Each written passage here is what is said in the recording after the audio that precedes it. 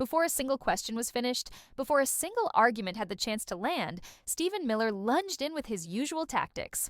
You know the look. Chin raised, eyes narrowed, the smug half-smile of a man convinced he can drown out truth with volume. From the moment Jasmine Crockett opened her mouth, Miller tried to seize control. One interruption, then another, then another. 6 times in total, his voice cutting across hers like a desperate lifeline. But here's the twist.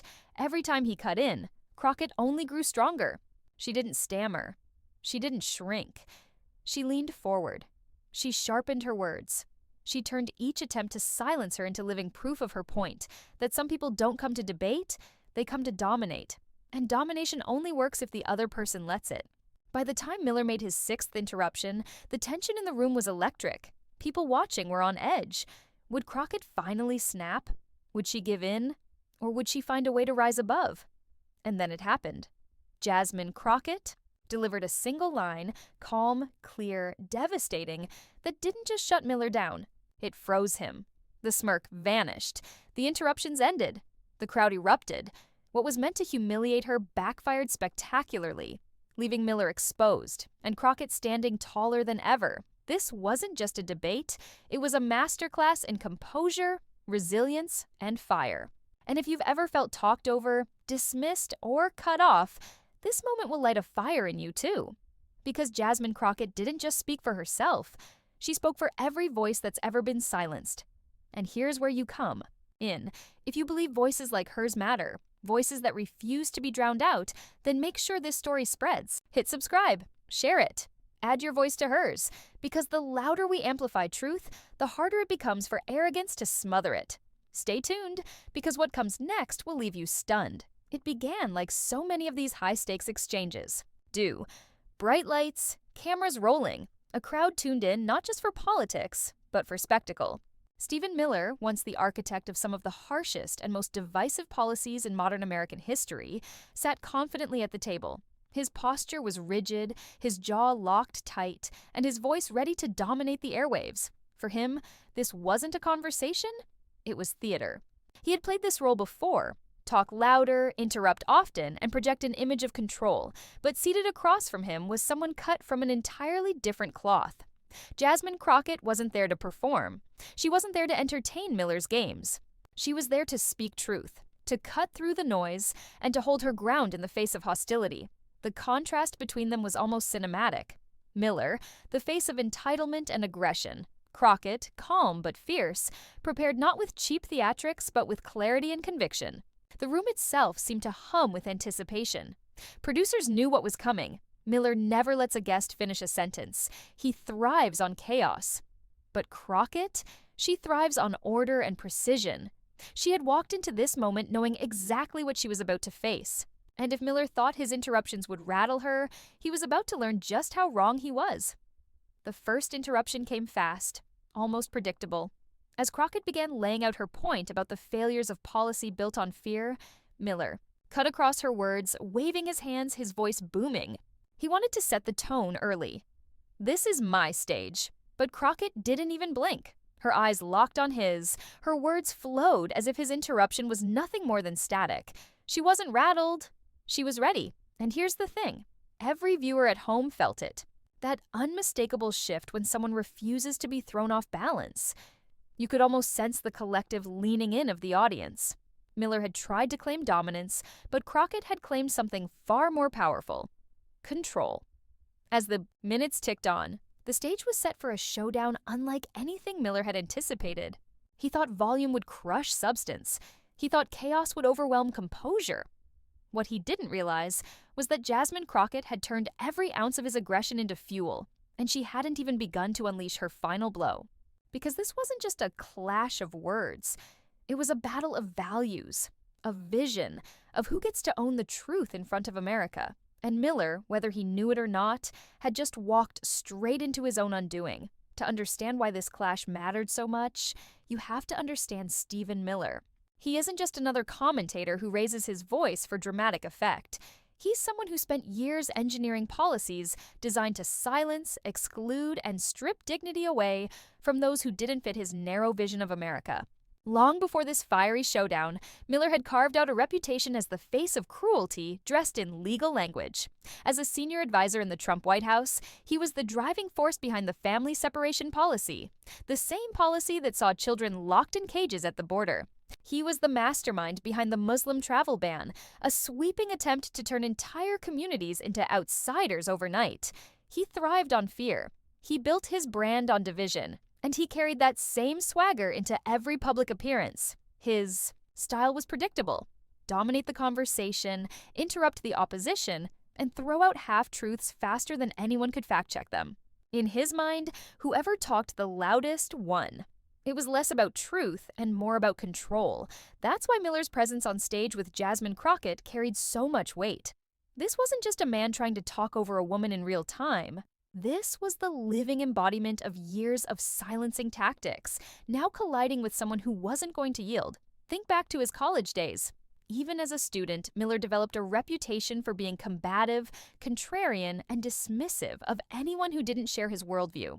His speeches often framed diversity and inclusion as threats rather than strengths. He reveled in the role of provocateur, using interruption as both weapon and shield. What audiences saw on this stage wasn't new. It was Miller doing what he's always done. But here's the irony. The very tactics that once served him were now his downfall. Because against Crockett, they weren't tools of dominance. They were proof of weakness. Every interruption exposed his insecurity. Every desperate attempt to seize the spotlight made it clearer that he feared what she had to say. And audiences picked up on it. Social media timelines filled with people pointing out the obvious. Miller wasn't debating, he was flailing. He wasn't countering arguments, he was trying to drown them out. But drowning out someone like Jasmine Crockett is impossible. The arrogance that defined Miller's career, the smirks, the smug tone, the relentless interruptions, wasn't strength. It was a mask. And when Crockett refused to back down, that mask started to slip. Viewers could see it. The desperation creeping in. The moment where confidence blurs into panic. For years, Miller had relied on chaos to unsettle his opponents. But now, he was the one unsettled. The interruptions grew sharper, less measured, more frantic. Each attempt chipped away at his image of control. Each cut-in was met not with retreat, but with Crockett's steady fire. This is why the stage mattered so much. It wasn't just another argument. It was the unmasking of a man whose power had always depended on silencing others. And this time, he couldn't silence the person across from him. Because Jasmine Crockett wasn't just another guest on his stage. She was the storm that his carefully crafted facade couldn't withstand. And as the interruptions mounted, 2, 3, 4, 5, the tension built towards something bigger.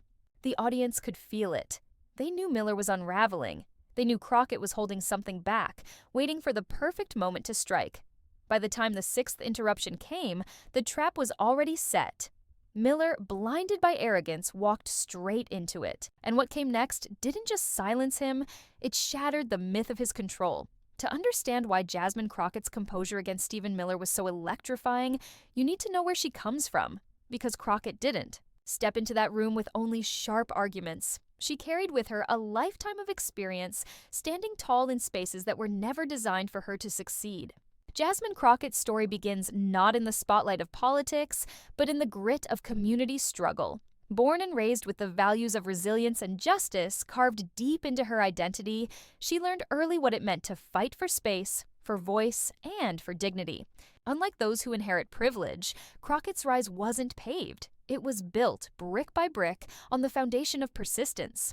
Before Congress, before the fiery exchanges that made her a household name, Crockett was a lawyer. And not the kind who cashed in on corporate boardrooms. She defended the marginalized, the overlooked, the people caught in the gears of a system designed to swallow them whole. Every case she took, every client she fought for, sharpened her ability to stand her ground when the odds were stacked high against her. It's this history that makes her confrontation with Miller more than political theater. It's a continuation of her life's work. Miller may have come to the table with years of playing the villain in America's culture wars, but Crockett came with the lived experience of fighting for those silenced by voices like his. She didn't just know what interruption felt like. She lived it. In courtrooms where her expertise was questioned, in political arenas where her words were dismissed, and in public spaces where her very presence was challenged. Crockett became fluent in the art of commanding respect without asking for it. Her reputation in Congress was built the same way, by refusing to cower.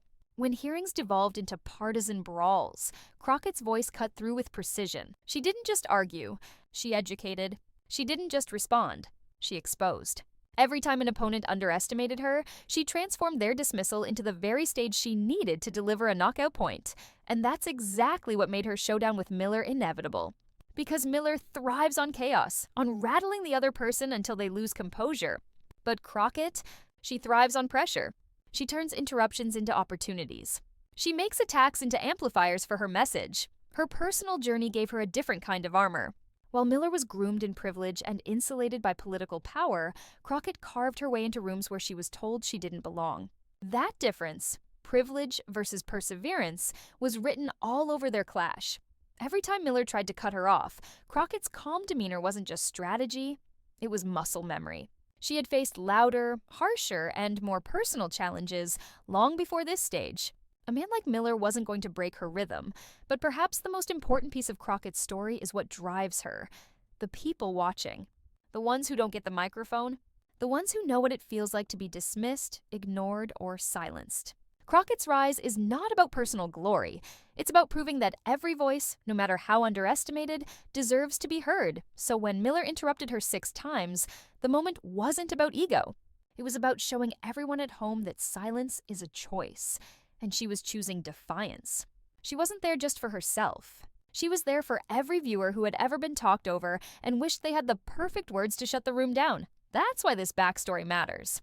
Because Crockett didn't just win an argument, she validated an entire audience who needed to see her win. And by the time she was done, Miller's smirk was gone, and Crockett's legacy as a fearless truth-teller was sealed even deeper. But of course, the real fireworks hadn't yet happened. 6 interruptions, 6 desperate attempts to derail her, and still, the stage was hers. Which meant the only question left was this: what would she say when she finally chose to drop the line that no one, not even Stephen Miller, could recover from? The debate reached its boiling point almost as soon as it began. Jasmine Crockett had barely finished her second sentence when Stephen Miller's voice shot across hers like a freight train. His interruption was sharp, dismissive, the kind of tone designed not to counter, but to bulldoze. Wrong. Wrong. That's completely false, he barked, waving his hand as if his volume alone could erase her argument. But Crockett didn't falter. She adjusted her posture, her gaze steady, her voice calm but firm. If you're afraid of the truth, Stephen, I'll wait. I'm not going anywhere, the crowd murmured. The first cut was met, and Miller had been checked. But his ego wouldn't let it end there. The second interruption came seconds later, his words jagged, spilling over hers, as if speed could compensate for substance. Crockett let him rant for a moment, then slid back in with precision, cutting through his noise with a point so sharp the audience leaned in. Facts don't vanish just because you yell over them. It was the kind of line that landed heavy. Even Miller paused, if only for a breath. But then, like a man drowning, he grasped again for control. The third, fourth, fifth interruptions came rapid fire, each one more frantic, more transparent in its desperation.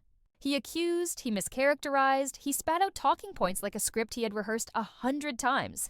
And yet, each time, Crockett refused to yield. Her tone never rose to match his. Instead, she turned every break-in into a pivot, folding his interruptions back against him. If Miller thought chaos would throw her off balance, he hadn't counted on how dangerous her composure could be. By the time he launched his 6th interruption, the room was electric. He was red-faced, his voice cracking under the strain of trying to outshout his opponent. The audience knew what was coming. This was the moment everything had been building toward. Miller was spent, throwing noise into the air like flares in the dark, desperate to blind the room. Crockett waited, let him finish sputtering, then leaned in with a smile that told everyone watching she had been saving something. The silence that followed was thick, every eye locked on her, every ear waiting for the hammer to fall. And that's when she dropped the line that wouldn't just silence Miller, it would echo long after the cameras stopped rolling. But before we get to that, understand this. This wasn't just about a man interrupting a woman. It wasn't just a clash of egos. It was the unraveling of a playbook that had dominated public discourse for years. Miller represented the politics of shouting others down. Crockett represented the politics of standing unshaken. And in this escalation, the old tactics had met their match. The final blow was coming. And when it landed, it wouldn't just destroy Stephen Miller, it would leave the audience cheering, replaying, and sharing it again and again. The sixth interruption had been the breaking point. Stephen Miller's voice cracked with exasperation, the words tumbling out faster than his logic could keep up. His hand gestures grew more frantic, his volume rose to near shouting, and his face flushed red with the effort of trying to control the uncontrollable. The more he spoke, the clearer it became.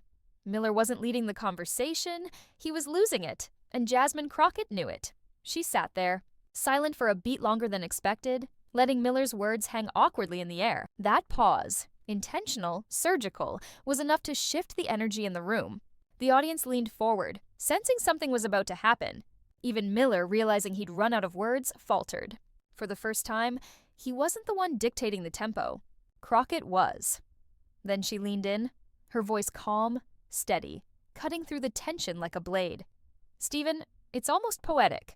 You've spent your entire career trying to silence people, immigrants, women, communities of color. And here you are, still trying to shout us down. But here's the truth you can't interrupt. The louder you yell, the more obvious it becomes that you have nothing to say." The line landed with the weight of a gavel. The audience erupted in gasps and applause. Miller blinked, his smirk collapsing into something closer to panic. He opened his mouth to respond, but nothing came out. Crockett hadn't just countered his interruption, she had defined it, exposed it, stripped it of power. But she wasn't done. She let the applause settle, then drove her point deeper, building momentum with each word. "You can interrupt me 6 times, Stephen. You can interrupt me 60 times. It doesn't change the facts. It doesn't erase the truth. And it sure doesn't stop me from finishing my sentence. Because unlike you, I don't need to scream to be heard. I've got substance, and that scares you more than anything else." The roar of the crowd was deafening now. Viewers at home were clipping the moment, replaying it, tweeting it out with captions like, "This is how you handle a bully." In real time, Crockett was turning Miller's interruptions into her victory. Miller tried to interject again, his reflex too strong to resist. But the audience wasn't with him anymore. His words were swallowed by the noise of applause and laughter. For the first time in the exchange, he looked small, powerless, like a man who had just realized his best weapon was useless. Crockett, on the other hand, was just hitting her stride. She leaned back slightly, confidence radiating. Every syllable now carried the rhythm of someone who wasn't just speaking to Miller, but to every person watching who had ever been silenced. "Let me be clear," she continued, her tone sharp but inspirational. "America doesn't move forward by silencing voices. It moves forward by listening to them. You can try to talk over me, but you can't talk over the millions of people I represent. You can't talk over their stories, their struggles, or their truth. And the fact that you're trying this hard to drown it out tells me one thing. You're afraid of what happens when people finally hear us." Another wave of cheers crashed through the room. Miller slumped slightly in his chair, muttering something no one could hear. The cameras caught his face in high definition, capturing a man unmasked, exposed, and utterly defeated. And Crockett wasn't afraid to twist the knife, not with cruelty, but with undeniable power. She closed her statement with the line that sealed the moment in history. "So go ahead, Stephen. Interrupt me 6 more times if you want. But every time you do, you just remind America why people like me are here. To make sure bullies like you never get the last word again." The crowd went wild. Standing ovations rippled through the room. Social media feeds lit up instantly, and clips of the moment began spreading faster than Miller could hope to recover. It wasn't just a mic drop, it was a demolition of his entire tactic. What made it so devastating wasn't just Crockett's words, it was the timing, the composure, the fact that she had allowed Miller to dig his own hole before calmly filling it with truth. She didn't just shut him down, she let him collapse under the weight of his own behavior, then built her triumph on the ruins. For Miller, this was humiliation. For Crockett, it was vindication. And for everyone watching, it was a masterclass, a reminder that strength isn't measured in volume, but in clarity, courage, and the refusal to be silenced. The moment didn't just end the debate, it ended Miller's grip on the audience. And Crockett's last words weren't just a clapback. They were a rallying cry. The room, the cameras, the nation, they were all hers now. The room didn't just applaud, it erupted. Crockett's final words were still echoing in the chamber when people jumped to their feet. Applause, laughter, cheers. It was a rare kind of electricity, the sort that bursts through the walls of politics and becomes something larger. Stephen Miller, who had spent years trying to command the spotlight, was suddenly reduced to background noise. What happened next wasn't just a reaction. It was an explosion. Within minutes, the clip was trending across every platform. Hashtags like #NunchCrockett clapback, #silenced by substance, and by Stephen were climbing Twitter's charts. Commentators who had walked into the event expecting another shouting match suddenly found themselves talking about one thing only: Jasmine Crockett's composure, timing, and devastating counterattack. CNN replayed the exchange within the hour. Panelists dissecting every pause, every smirk, every line. Fox tried to spin Miller's performance, but even their anchors couldn't hide the fact that he'd been outclassed. MSNBC ran the segment back-to-back, with captions like "Crockett dismantles Miller." TikTok flooded with clips.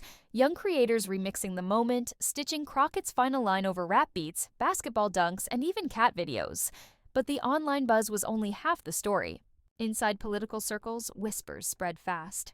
Lawmakers and staffers who had once dismissed Crockett as a fiery newcomer now saw her in a new light, a force who could stand her ground against one of the GOP's most relentless bulldogs and win. The performance wasn't just powerful, it was career-defining. Miller, meanwhile, found himself in a nightmare he couldn't control.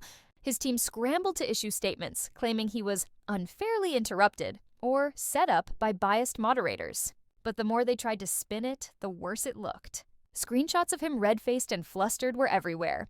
Late-night comedians had their material for the week before the evening even started. Crockett, by contrast, leaned into the momentum. Her social media team clipped her final words and posted them with the caption, "When bullies talk over you, let your truth speak louder." Within 24 hours, the post had millions of views, thousands of comments, and the kind of engagement politicians dream of. The most striking part of the aftermath wasn't just the applause or the trending hashtags, it was the emotional resonance. People across the country, especially women, people of color, and anyone who'd ever been silenced in a meeting, classroom, or courtroom, saw themselves in Crockett's moment. They shared the clip not just because it was fiery or entertaining, but because it felt personal. It was their victory, too. In classrooms, students debated it. In offices, coworkers replayed it during lunch breaks. On college campuses, activists circulated it as proof of why representation matters. It wasn't just a soundbite, it was a symbol. And Miller? He avoided interviews for days. When he finally appeared on a friendly podcast, his tone was defensive, clipped, bitter. He complained about unfair treatment, but the public wasn't buying it. The viral moment had already locked him in as the aggressor who couldn't finish a debate without resorting to shouting. The more he pushed back, the smaller he looked. Meanwhile, Crockett's star only rose. Invitations poured in, from cable shows, from conferences, from grassroots organizations who wanted her voice amplified on their stage. For every door Miller slammed with his interruptions, Crockett had just kicked open 3 more. The shockwaves rippled through Washington, too. Lawmakers took note of her sharp wit and commanding presence. Party strategists began to talk about her not as a rising star, but as a present force. And behind closed doors, even some Republicans admitted Miller's meltdown had been brutal. But perhaps the biggest ripple wasn't political at all. It was cultural. Crockett's line, "The louder you yell, the more obvious it becomes you have nothing to say," quickly became more than just a clapback. It became a mantra. Protest signs popped up carrying the phrase. Twitter bios adopted it. Memes and merch sprouted overnight. In less than a week, what started as a courtroom clash turned into a rallying cry across the country, and that was the true aftermath. Crockett hadn't just silenced Stephen Miller. She'd given millions of people a way to articulate their own struggles against being silenced. Her words were no longer just hers. They belonged to the people who carried them forward, shared them, repeated them, and used them in their own fights. That's the power of a moment like this. It doesn't stay confined to a courtroom. It spills out, grows, evolves, and shakes the walls of places it was never meant to reach. Stephen Miller walked into that debate, thinking interruption was strength. Jasmine Crockett walked out having proven that clarity, courage, and composure are stronger still. And the shockwaves from that truth? They're still echoing. What happened in that room didn't fade when the cameras stopped rolling. It didn't end with the trending hashtags or the late-night punchlines. No, Jasmine Crockett's takedown of Stephen Miller planted itself firmly in the political memory of America. And its legacy has only grown stronger. For years, Miller thrived on aggression. He built his career by steamrolling others, by making noise loud enough to distract from the emptiness of his arguments. It worked. Until it didn't. Crockett's calm, deliberate, razor-sharp reply exposed the weakness behind the bluster. In that moment, interruption was no longer power. It was desperation. And Crockett flipped the script so completely that every time Miller opens his mouth now, people remember not his words, but his silence after hers. The legacy of this clash is layered. First, it's about representation. Seeing a black woman stand her ground against a figure like Stephen Miller, a man who helped architect policies that tore families apart and targeted immigrants, wasn't just political theater. It was personal for millions. Crockett became living proof that voices long pushed to the margins could not only enter the arena but command it. Her victory wasn't just hers, it was shared by the people she stood for. Second, it's about strategy. Crockett didn't win because she shouted louder. She didn't match Miller interruption for interruption. She won because she refused to play his game. By staying calm, by sharpening her words instead of raising her volume, she revealed that the true strength lies in discipline and clarity. That lesson has already begun reshaping how others approach political debates. Young progressives point to Crockett's performance as a masterclass. Speak with precision, stand tall, and let the other side expose their own weakness. Third, it's about culture.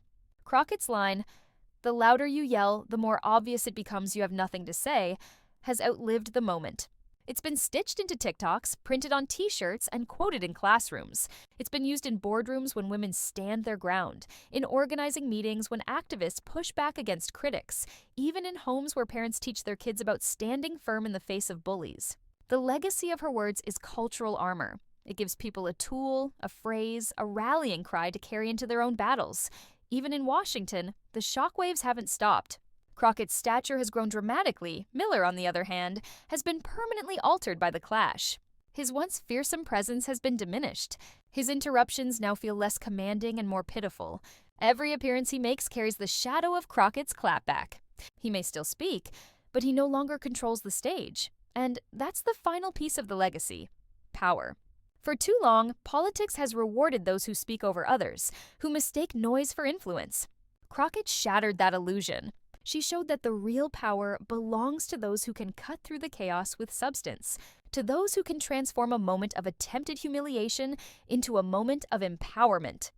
Her clapback wasn't just about Stephen Miller. It was about rewriting the rules of engagement. In the end, Crockett didn't just silence Miller. She redefined what victory looks like. And the legacy of that clapback will echo long after the applause fades. What Jasmine Crockett did wasn't just a clapback, it was a turning point. Stephen Miller came armed with arrogance, with the same tired tactic of shouting people down. But Crockett showed the world that interruption is not power, and yelling is not strength. Her last line didn't just silence him, it exposed him. And in doing so, she reminded us all that truth, clarity, and courage will always outlast noise.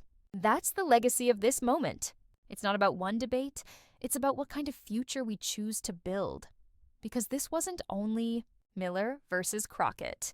This was every silenced voice versus every bully who thought volume could erase substance. And Crockett proved once and for all that dignity wins.